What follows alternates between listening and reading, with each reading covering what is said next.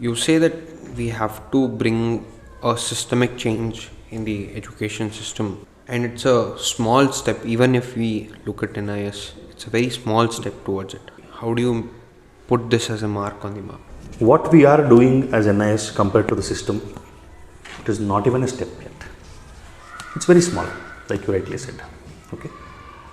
My advice to the parents is stop being obsessed about the growth of your child. The child is designed to grow without any assistance. You just have to take care of the physical development of the child. Give the child a good environment to explore, and the child will grow. Stop comparing your child with everybody else and stop expecting a reinforcement of the worthiness of your child on a daily basis. You go out into a gathering, you look at your child, you look at every other child, and you want a reinforcement to your own mind that your child is better than the other children. The way they look, the way they dress, the way they talk, the way they speak, the way they tell rhymes, numbers. Why? Your child is beautiful, your child is intelligent, your child is infinitely capable. It is not a belief that you have to keep like you keep beliefs on a religious text.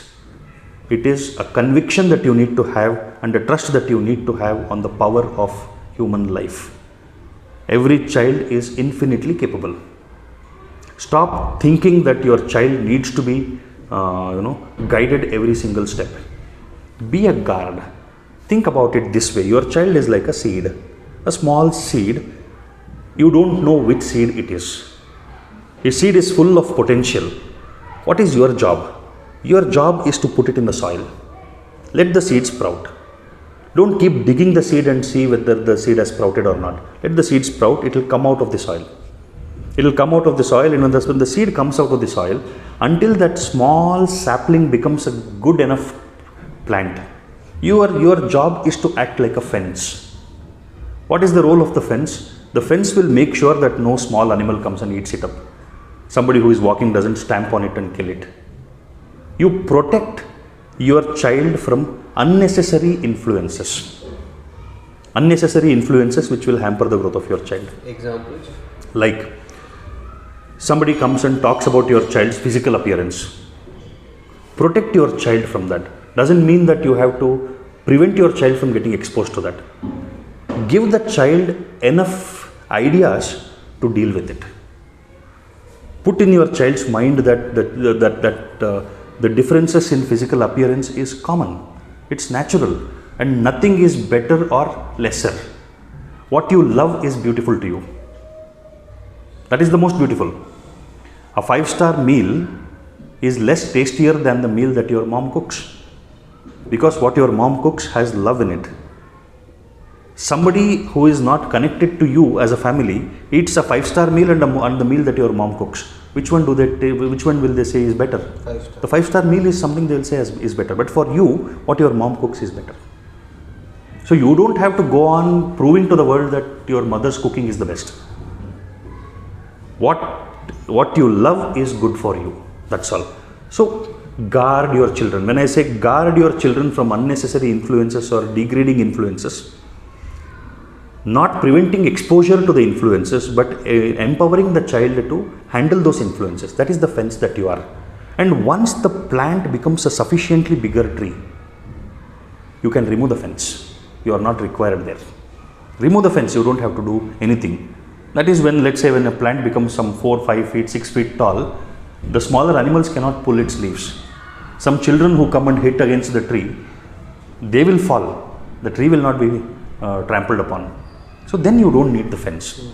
The job of parents and teachers and the system is to act like a fence for the growing plant.